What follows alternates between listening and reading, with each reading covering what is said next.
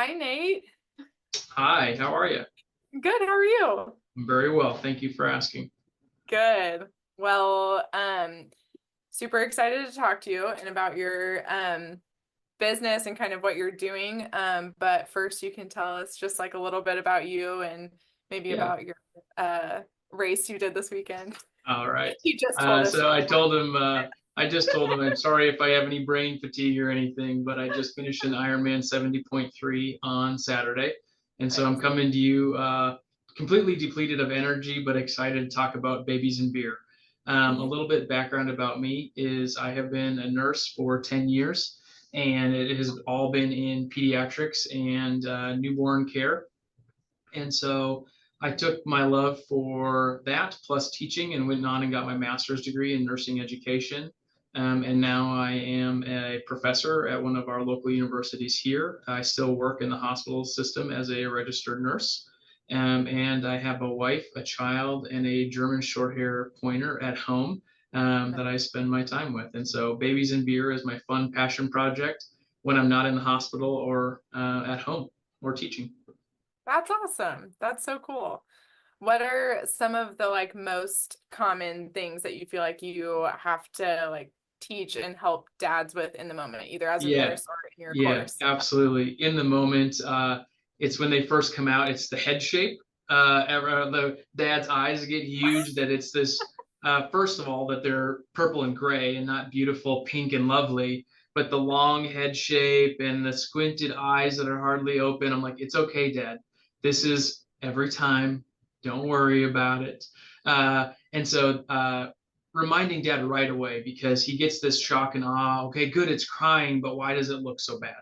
And I Yeah. said, your baby is perfect. They're wonderful. And so as I'm drawing and stimulating baby and suctioning out baby's mouth and nose, I look over at dad and I make sure to make eye contact and say, it's okay. Your baby is wonderful. Um, Oh, because at that time, my physician is talking to mom, telling her to do lots of things, but dad's kind of just like, whoa, this is wild. And so I make sure to do that. Some other things that are blind spots are burping. A lot of dads do awesome massaging, but they don't do very much burping. And so we go over, they think they're hurting their baby if they're patting too hard or rubbing too hard, but we go over like, why do we burp and things like that. And so that will take a lot of dads by surprise, that we actually need to generate some movement to get that build up for that burp. And yeah. that they're not that fragile. You know, we know newborns to be these precious tiny creatures that can't support their neck or head. But a lot of times dads touch them like it's a landmine. And so it's messing and barely, am I doing it too hard? Am I pushing too hard?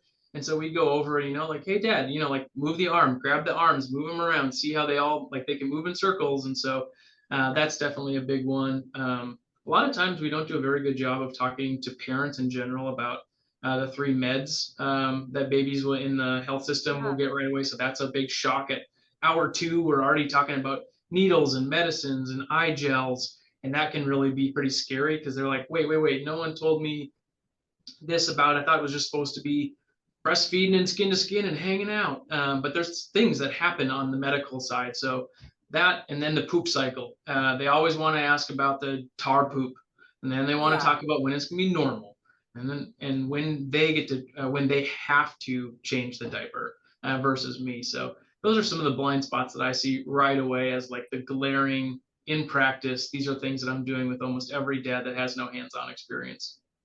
Yeah. That makes sense.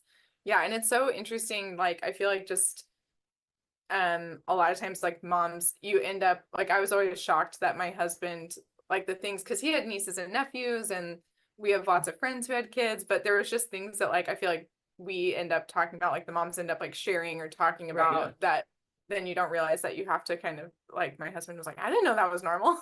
Yeah, for sure. So yeah, super interesting. So it's great.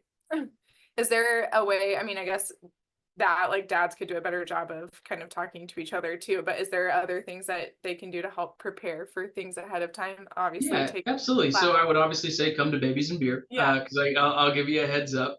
And then the other one's being really vulnerable with a man you can trust, that has maybe gone through that process. I think men have a difficult time opening up to have those vulnerable conversations to say, hey man, what scared the hell out of you? What was something I should really know and be nervous for? And then maybe it's asking permission from their partner to say like, hey, can I tell them our whole story? Can I ask them all those same questions? Maybe it's trusting enough that they have that relationship built in together. But you can do a lot of peer-to-peer learning, much like you just mentioned. A lot of women do that peer-to-peer learning. And I Mhm. think a lot of guys are like, well, if Jim can do it, I can do it. And that's the mentality versus the, I wonder if Jim struggled with anything. I wonder what were some concerns that he might have had.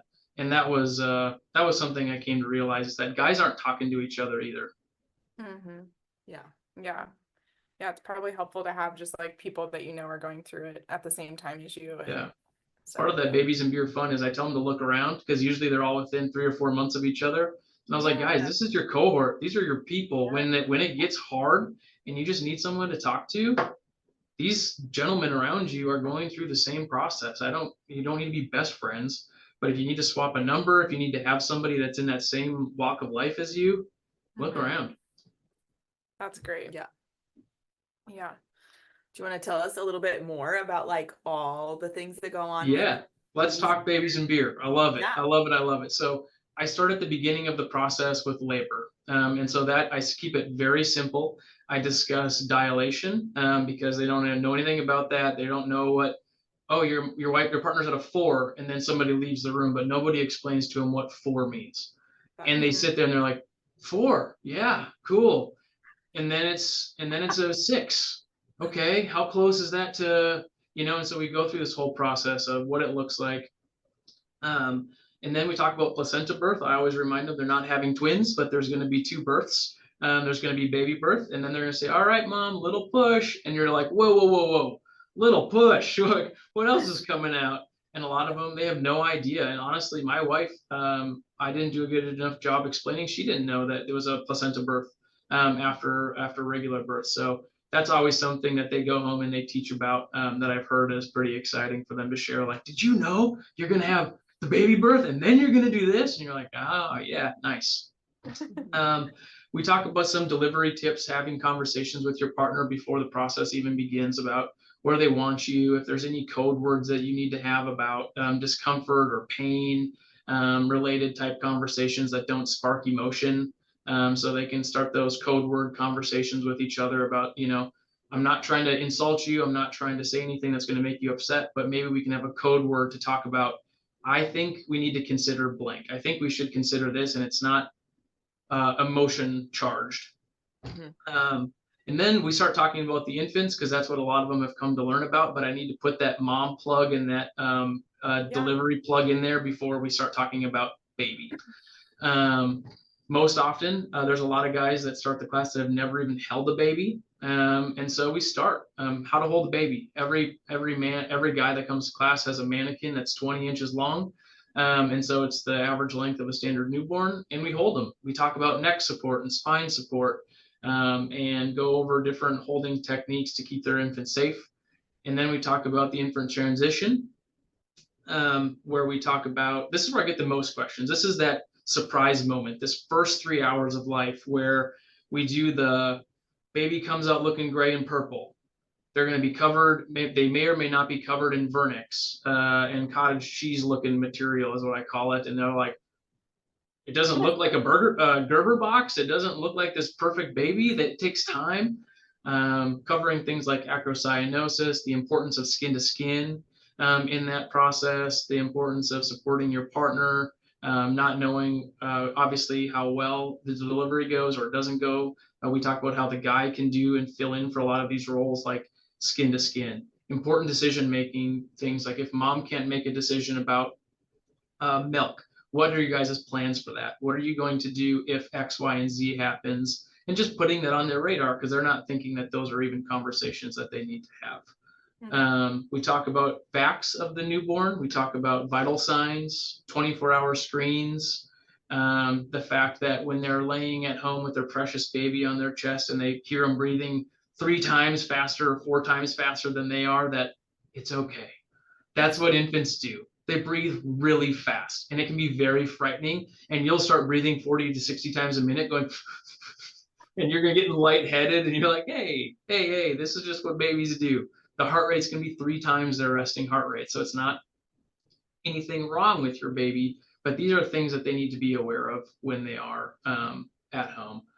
We cover breastfeeding. I talk about how difficult it is. I talk about how long that process is. We talk about supporting their partner versus offering support and offer, yes, supporting, not offering your words of wisdom. Hey, the guy at Babies and Beer said, that's going to get you hurt. And that's going to get me a nasty email. But we talk about comforting baby. We talk about offering a calm baby back to mom, because a calm baby is the best feeding baby.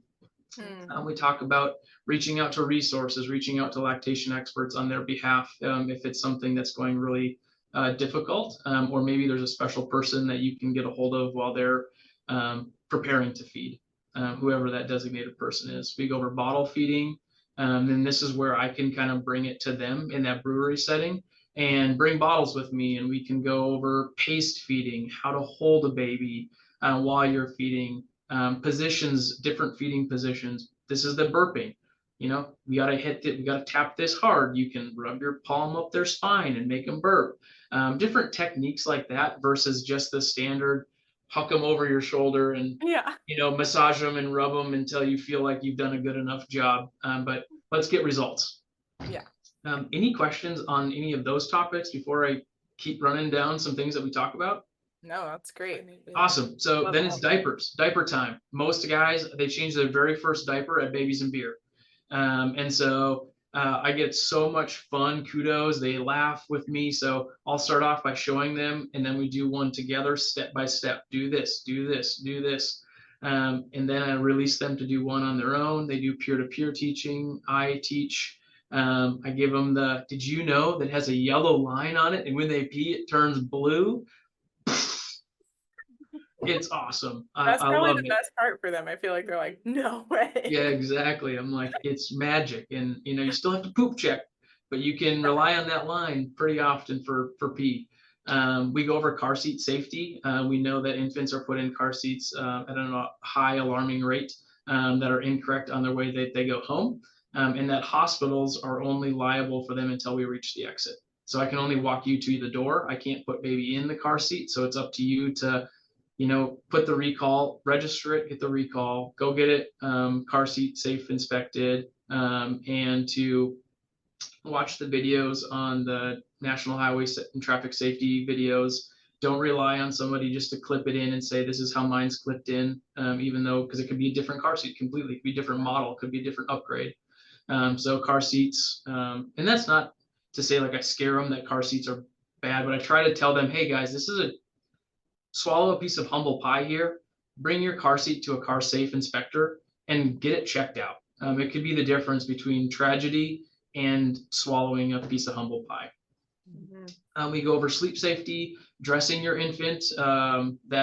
Dads are always shocked, and a lot of them get a good cackle that the house should be 74 degrees in order for them to look just like you. And there's always somebody in the group that's like their house is at like 65, and they're like, oh, hell no.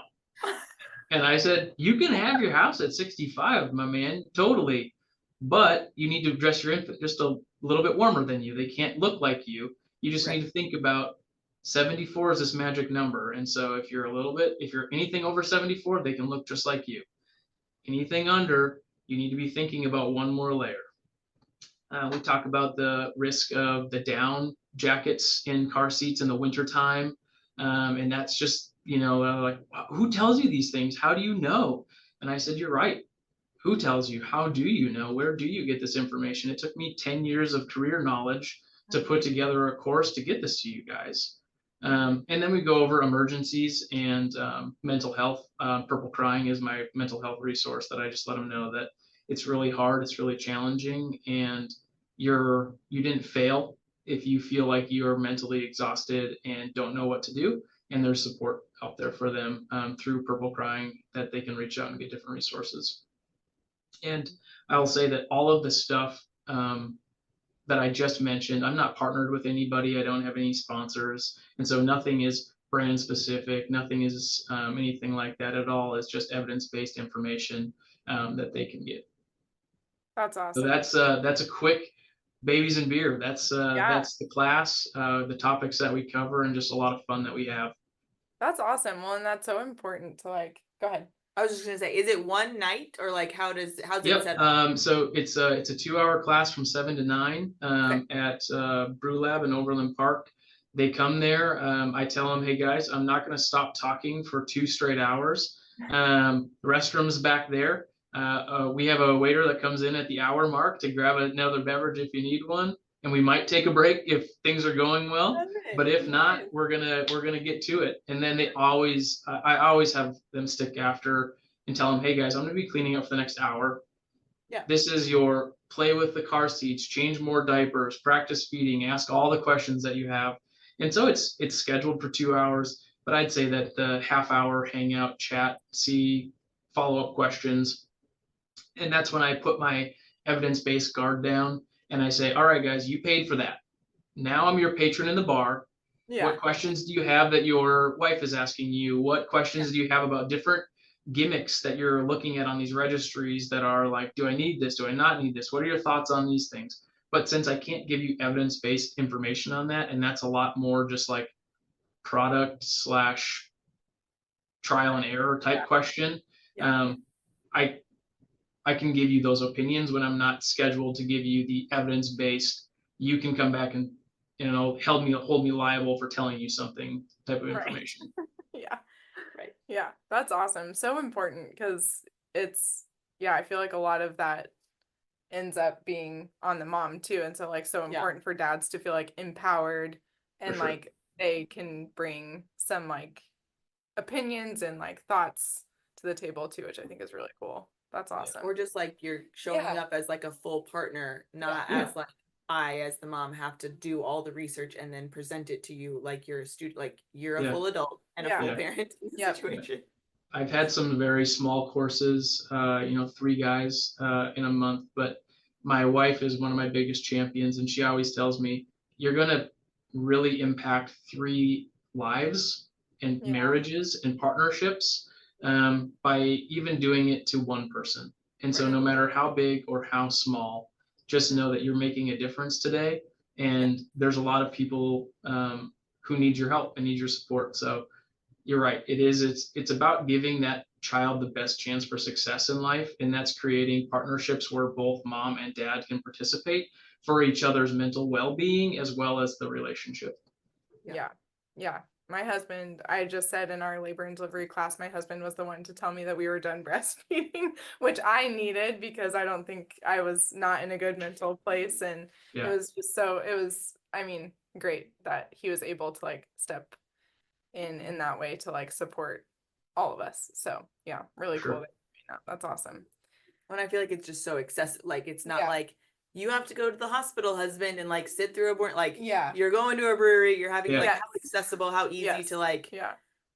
like sign up for it yourself if you're a husband who like wants it. But even like as a wife to be able to encourage your partner to be like, go have a beer and Yeah. learn a Yeah. few things. Like Yeah. it's just Yeah. not like it's again so accessible in Yeah. that way, I feel like. Yeah. So Yeah. A lot of the guys will say, I got a free pass for tonight. So they said, I can just stay and hang out and ask questions, and I feel like I'm just like out of the Yeah. house. So I Yeah. said, great. I'm glad you're Great. here. You do whatever Yeah. you need to do. I don't have a pass system in my house, but I'm glad in your house you got a pass and you used it here. there Love you go. it. Love it. That's awesome. Speaking of kind of like the mom's experience, and you Mhm. said your wife is a huge champion. What is kind of like what do you get feedback from Yeah. the guys, or what do the moms say? Yeah, so I've actually had a really cool series of emails after every other class probably of a mom that reaches out or and says something or delivers reverse feedback, post baby, and those are such important emails to me that keep me so motivated. Little things like I tell the guys some tips and tricks of things they can do to prepare for baby that they may not have thought about. And the day after the class, they're doing the first time sterilizing the bottles. They're doing all those things. They're organizing their bottle area, and it just shows like this, like I'm ready for the small things, even those little cute little things. The excitement to jump in. I got one message that said, he's never a guy to go to a class or be excited about doing anything outside of his normal routine. And he came home tonight just ready. He was so excited and jacked to tell me everything that he learned. And I almost started crying because it was that he finally was so excited because he felt like he knew how to do something versus Yeah. read this book and I hope you're prepared when it comes. Right. He had hands-on, tangible things to tell me. One gal said that her partner challenged her to a diaper changing contest because he thought he could do it faster now. And so he was so excited to show her how he knew how to change diapers now. A lot of things on feeding support. And, I actually had an opportunity to work with a family who was, as a nurse, and the dad was a person who came to my course. And so I was like, hey, babies and beer. He's like, oh my gosh, and so we worked together. And he was saying that feeding was so much easier for him with the background that he had. And then it comes full circle in knowing that I've yet to receive a negative comment of the overall quality of the class. And I know that the guys feel comfortable in the course asking some vulnerable questions, digging deep into the whys, those questions that they have not asked their partner even, because they're like, is this not the question I should be asking? Or is this wrong if I say this? And so the moms, the dads, I feel like are better supported after the dad can come and put their hands on something and feel like the confidence to fully invest in the experience. That's awesome. That's really cool. I feel like that has to just like jumpstart their confidence within other areas of taking Yeah. care of the baby too. Like if you're great with the car seat, then you also feel confident like taking them on an errand with you to like let them out of the shower. Like I would imagine that it just like kind of rolls over into like I can do this. I have a few tangible things I can do, and then that can lead to more and more confidence so that it's not this like stuck, frozen, shoot, I'm not sure what I'm doing kind of feeling. That I think I've had a couple of my personal friends come through it, so I can follow it longitudinally about like how it's affected. And one of the spouses told me that I felt comfortable taking a break. Yeah. And that meant the world to me because she knew that he knew what an emergency looked like. He knew how to feed. He knew how to do, if there was medications that needed to be given, I do medication administration tips. And like she just felt comfortable stepping away from a husband who has openly admitted that he has no background. Sure. But it was like, hey, he can do the basics, he can help support, and I can take me time. And that, again, part of the whole goal, be a shared partnership to make sure everyone's mental health is accounted for in that process. So important. Yeah. That's awesome. I think we asked a lot of the questions just on kind of as we were talking, but are there any like, I guess, stupid questions that people feel are stupid but like, get asked repeatedly? So the silly questions. I was halfway through the second class I ever taught. This was awesome. And the guy kind of just like put his hands down hard on the table, and I would turn my attention to him. I was like, okay. He's like, all right, you're credible. I got a question. He said, I am scared to death to hold this baby. How do I hold it? I've never held a baby my entire life. And I realized on my second class that was pretty well attended, the people signing up are not only here to learn, but some of them have never held a baby before. I didn't think it was back to that far of square one. And I was like, okay, so now it's the first thing I do. I get through the labor process and I said, now we're going to talk about babies. But first, you don't need to tell me if you've never held a baby before, but let's just get that part over with. This is how we hold the baby. And it's not the holding like a cradle where you have no neck control and no neck support. But we talk about, neck safety and spine safety and how to hold a baby where you still have a free hand to defend against the world. And so they just feel already confident. And I say, all right, if this is the first time and you still feel like you want more practice, hold this baby the whole class. I don't care if you want to or don't want to, or if you're just going to do it for about 30 more seconds and then put baby down just to cross that off your bucket list of things that you've done in your life. So that's been pretty funny. I get a lot of questions about circumcisions from the guys. Obviously, it's a decision that we don't make by ourselves because it's usually made for us when we're, 24 hours old or under. Right. And so they've got different questions about, the process, how it works, how it heals, what it looks like. And we go through, there's 3 methods to do it. And based on the method that your provider's trained in, this is what happens and this is what happens. A lot of the guys who have girls talk about wiping. How hard, what areas do we clean? And so we always, it's the front to back speech. It's not the, with boys, you got a whole canvas. You can just wipe that around and scoop it up and do those things. But with girls, it's much more deliberate, right? It's the make one wipe, fold it over so it's clean, make another wipe, fold it over, make sure it's clean, but you're always wiping front to back. So there's much more of like a methodology to it. And that is it's a big topic for them that they're really scared of just, like touching and cleaning the vagina when it's something that's just super uncomfortable for them in the first place to even say the word vagina. And now they're having to take care of one and keep it clean and keep it safe. And so that's a big thing for them to like kind of mentally overcome is a lot of them ask how hard to wipe. And that's okay, let's talk about it. So all those things, how to talk to their family members is a big thing that's coming up recently. I don't know if it's a shift in culture where families are like moms and dads are a lot over involved, or maybe they're sharing since we have such immediate contact with each other. Like you can send messages, you can send things I see, you can send all these different random things to your phone. And you're like, why am I getting bombarded by family members? Or maybe they want to be there the second they come home. And so it's how do I talk to them? How do I do these things? And so just telling them to advocate for their family, telling them to ask get on the same page as your partner, have that conversation before and share that message together versus, well, Miranda doesn't want you to come until day 5. And so you can't come till day 5. And now the mother-in-law is like, she hates me. She doesn't want any help. And you're like, we want time to transition by ourselves. It's not one person made this decision, one person didn't. I already told you the questions about the tar poop. Everyone's scared of meconium. They've heard horror stories about it. They want to know all about it. And it's guys and poop, right? It's just like talking about guns. Guys and poop. They just want to talk about poop for a little bit. It's fine. Great. And then I was this question, when you sent it to me, I was thinking a lot. And one of the number one questions in the diaper changing is not the poop, but it's how tight is too tight? And the reason why that comes up to me is that a lot of the guys in my class, they get fixated on very little things that they think is super important.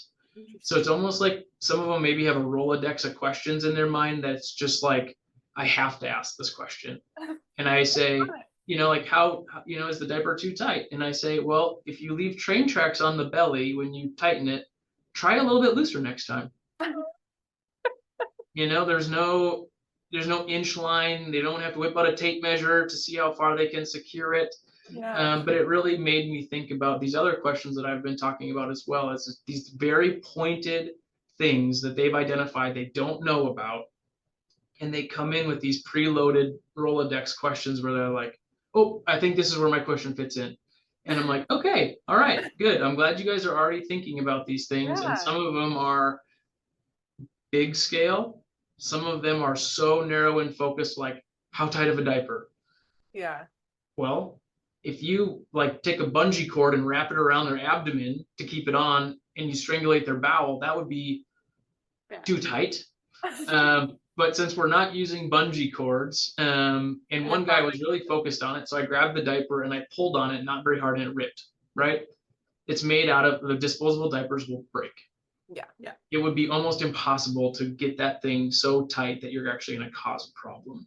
Yeah. So those are some silly questions, maybe the ones that they didn't feel like asking, but it finally comes out. But it all comes from good, right? They don't have the background, they don't have the experience. They're just wanting to know.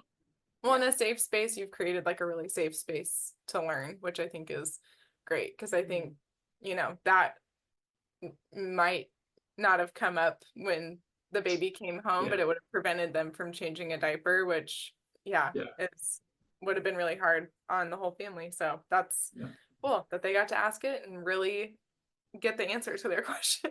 Yeah, So for sure. great. They asked it, they got an answer. Yeah, that's huge. I think that's huge. So that's great. Okay, well, when's the next baby? Wait, we have one more question. Oh, sorry. If it's not their first time having a baby, do you have some of those people? Yeah, so actually a fair amount that come. And so here is a quote that I ask at the end. I said, so tell me, did you learn anything new? And they just said, everything makes sense now. No one gave them the rationale of why things were happening, what things, and they're like, I just feel like I learned about everything that happened in reverse. Things happened, no one told me, and now I've come to this class 3 years after the birth of my first one, and I'm like, okay, I wish I would have known that, because I would have known what to expect, right? Or it's a great refresher because the trauma, like that, it's not trauma, but it's the confusion, maybe the trauma state that you're in during the in-hospital experience, that you forget a lot of that stuff because it moves too quick. And so this is a slow down environment, reacquaint themselves. Sure, they've changed 100,000 diapers since then, but it's the reminders of what happens at the birth process, the immediate process after that. They're like, yep, forgot about that.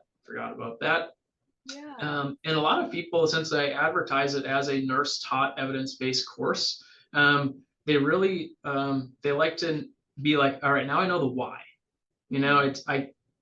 I feel good now that I know why. And so those analytical people that like to know the answers versus just, I had a baby, I brought it home, and now I take care of the baby. They want more answers to how that whole process worked and why we do the things that we do. And those are the guys that, like, I talk about, like, hey, FYI, we don't take babies out of your room anymore. There's no nursery where you just get to go plug your baby in at night while you recharge. And so we say we do 24/7 because we were doing you not a service by taking your baby away from you at nighttime, letting you believe that this is how it was at home. And now you didn't have the stress, you didn't have those conversations late at night about who's going to help take care and who do what. And now I send you home totally unprepared on how to parent. And they're like, that's why you don't take the baby out of our room anymore? That's why we have 24/7 rooming in? And I was like, yeah, it's actually for the benefit of your mental health to learn how to parent for 48 hours and then go out on your own, versus a totally unrealistic experience. Taking the baby away, getting a fresh 8 hours of sleep, but one interruption where hey, you got to feed baby, and I'm going to take baby away and burp it and then you can wake up all rested. It's not how it works, folks. And so they like a lot of those things. It's the whys. And so they get those answers.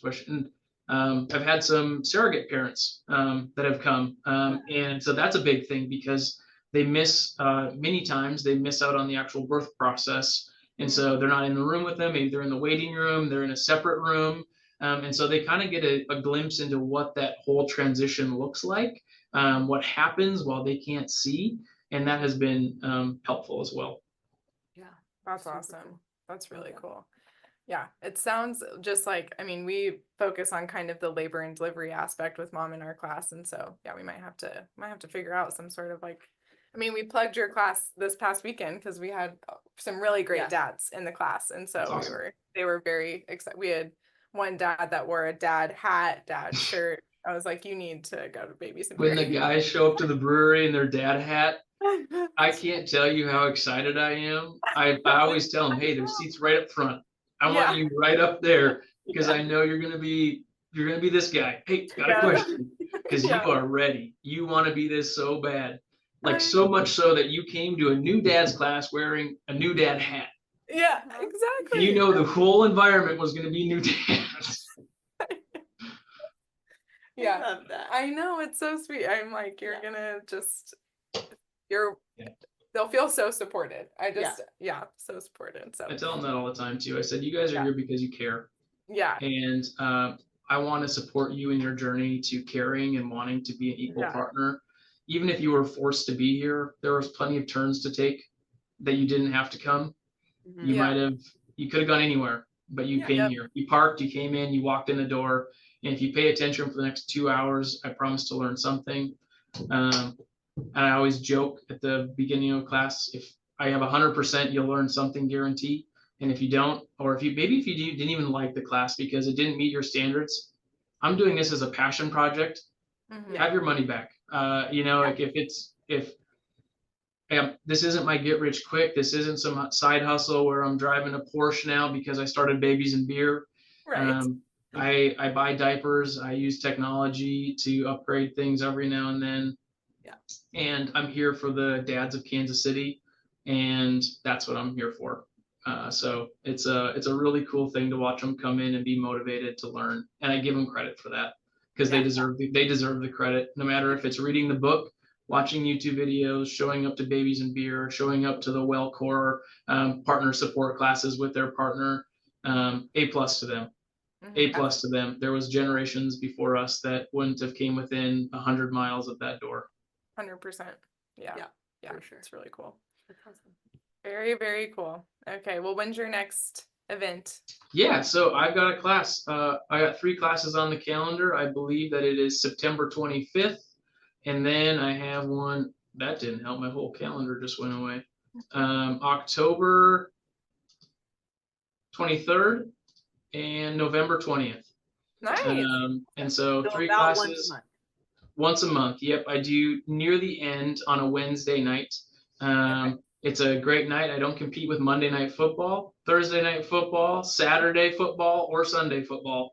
And so I said immediately when I was talking with different breweries, I said, I would love to be on Wednesday if possible, because I know what it's like during the fall. And that's when I started. I started my classes in the fall 2 years ago. And I was like, I don't want to compete with football. No. Football will win. Yeah. Yeah. No matter if I tell them, like, I don't care, pull your fantasy up next to you. No, it doesn't matter. It's not going to work.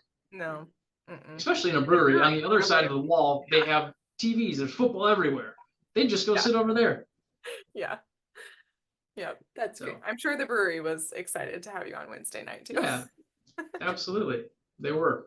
They said you can have Wednesday. Wednesday is a nice day for you to bring in new patrons to our room. So yes. And small plug for Brew Lab. They've been extremely helpful. They've accommodated everything that I've ever needed. So that's great. Thanks to them. Have any of their staff like joined the class?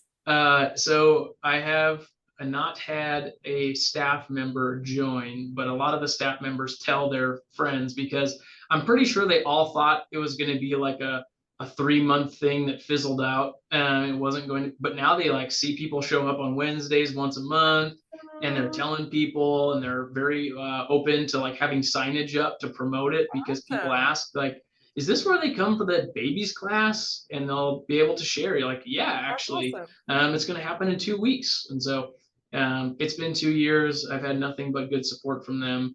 And it's been a good partnership. That's really cool.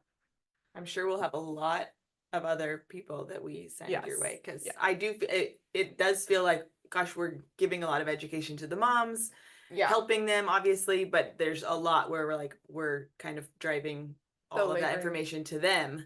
Yeah. But to be able to have something where it's like, hey, you know how important all of the education we've given you is. Yeah.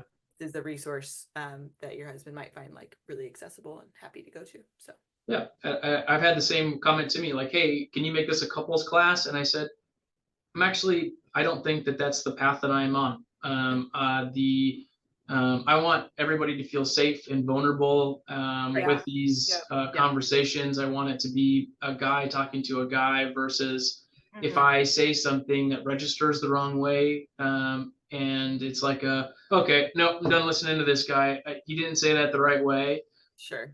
I know that my information and how I deliver is supposed to land on an audience where it's an introductory level, maybe knows nothing. So I oversimplify. I use terms that are not always the most scientific based. Like when I'm talking about the outside of the vagina, the outer layer of the vagina. And they're like, it's called labia majora, you idiot. I'm like, I'm purposely not using that word, like, let's be. I'm gonna lose people. I'm I'm teaching a bunch of guys in here. Thanks for coming. I appreciate you. Yeah. But they need to know what it is. I'm like, but if I say that word, they're not going to know what it is. And we need to talk about this as a layering system versus a labia majora, labia minora, all these different terms that they're never registering. Yeah. Meanwhile, we're going over the clitoris. Yes. Right out the gate. Yeah. Yeah, exactly. I love that. I love that for you guys. And I'm not. I love that. I'm talking about dilation right out of the gate in the most simplest forms that you can ever imagine, where it's a, hey, here's what you need to know. Yeah. And then I'm moving on to the next slide. Yeah. Versus I know that your guys' course must be 45 minutes in what or an hour and a half in what I cover in legitimately like 7 minutes. Totally. Right. Yeah. But we don't really make it to really baby stuff at all. I mean, yeah, we don't have to do anything. Yeah, we don't do any of the baby stuff, that's why we have so many. We always say we can't, no one person can do it all, right? So, but it's great to have that resource too. And so. Well, thank you guys for taking the time to talk to me, get to know Babies and Beer. Oh my gosh, I always welcome any sort of open conversation, open dialogues with anybody. If you have questions, anybody who comes to my class always gets the slide deck afterwards. And so if you ever see that in circulation and somebody asks you a question about it, feel free to shoot it straight back to me, because I'm trying to keep up with science, but science changes all the time with evidence-based medicine. So if there's anything that you think that I might change, or maybe you've heard in the pipeline, or things that you're confirming with your clientele that doesn't match what my clientele are saying, please let's clarify it and make sure that we're all on the same page. Love it. Thanks. Awesome. Well, you guys take care and have a blessed day. You too. Thank you so much. Yeah.